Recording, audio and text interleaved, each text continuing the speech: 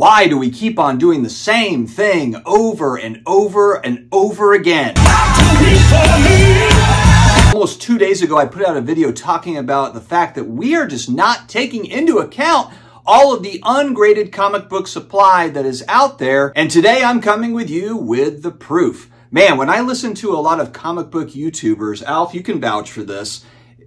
Nod. Yeah, you know what I'm talking about. It's always the same story. And it's nothing against them in particular. I mean, everyone's got their angle, and there's a lot of great YouTubers in the space for comic books, but my goodness, man. One thing I did notice is there are a lot of YouTubers that also happen to be dealers in the space, or even attached to an LCS. Of course, there's a motivation there to talk big on a book or whatever. Get excited about the all-time sale, the all-time high sale, and this and that or whatever. But man, it is the same damn key books every single time. When I watch these videos on top 5 selling books for the week, or top 10 selling books for the week or for the month or for the year, it is the same damn thing over and over and over again. I already know what's on the list before I even watch the video. Wolverine 1, Hulk 181, New Mutants 98. It's the same books. And you know from my video from a couple days ago, the one thing that I can't stand is the get this book before it's too late used car salesman crap that people throw out there. Oh my God, catch it before it's gone. Guys, it is so abundantly clear. There is a truckload of this stuff that is out there. A lot of it's been graded, but what's even scarier is the fact that we don't know how much has not been graded. We don't have print runs. It's not as if Marvel's come out and said, hey, we went back through, took a look, looked at our printing records, and we printed 2 million copies of Hulk 181, 2.3 million copies, or whatever it is. We have no idea. It might be 500,000 copies. It might be 10 million copies. We know Spawn 1 in 92, they printed like 5 million copies approximately, but we don't know for sure. But if we're looking at books where they might have printed a few million copies, and the total census for that book, let's say, is 20,000 or 25,000, are we sure that we're getting close to the end of that supply? Are we sure that there's not more 9/8s out there? If they printed 2 or 3 million copies, and we've got 20, 30, even 40, what if that doubles? What if that triples over the next 2 years, 5 years, 10 years? Why doesn't anybody talk about that? Because guess what, friends? If demand doesn't meet that extra supply that's out there, prices are going to go down.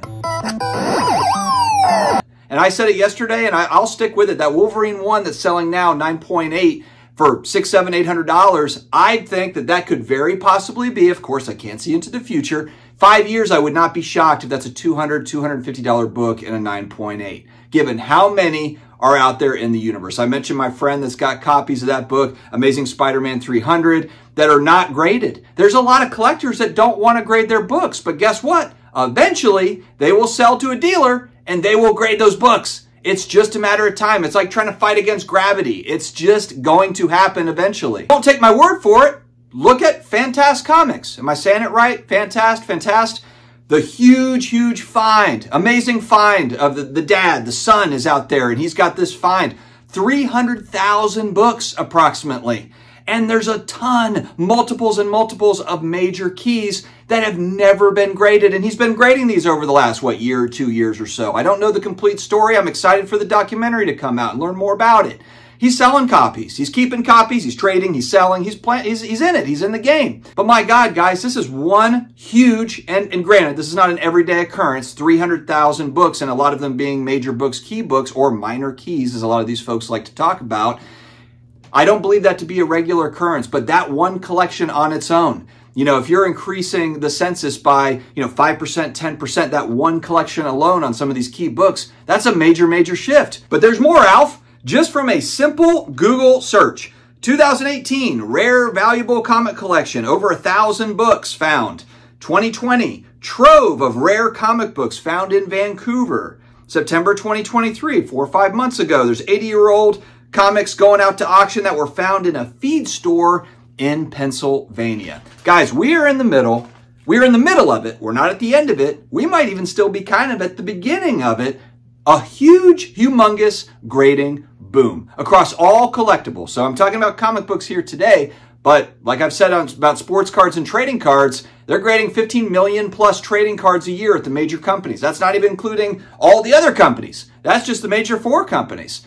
We are in an absolute boom for grading. And so for those that tell you, get out there before it's too late to get that Hulk 181, I can't stand it. I can't stand to hear it. And so for me personally, doesn't mean I'm not buying anything. No, of course, I'm buying collectibles of all different kinds. But man, I am taking pause and I'm really thinking, taking my time. And of course, the economy is a little bit wonky. So I think a lot of people tighten the belt a little bit, trying to figure out where they're going to put their capital, their buying dollars for collectibles.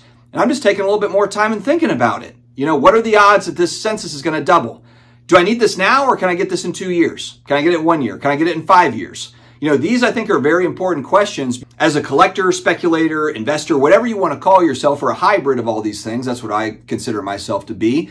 The further my dollar goes for one collectible, that means I can buy more things. That means I can get into other things. So we're all trying to get the best stuff for the lowest price, just like we are with everything else, food and gasoline too, but especially in collectibles where this is just extra discretionary money. This could very easily just go to other investments. You could just pop it into the S&P 500, but we're having fun here in collectibles. And so here we are, and this Google search is just a few. It took me 5 seconds to pull it up, but there are dealers out here that are finding new collections all the time. You see the Craigslist ads, looking for old comic books, everyone's looking for them. They're hunting so that they can get these graded and sell at a premium. And look, I'm a capitalist. I love it. I get it. I understand. It's not a knock on dealers, not a knock on the LCS or even the collectors that are doing it as a side hustle.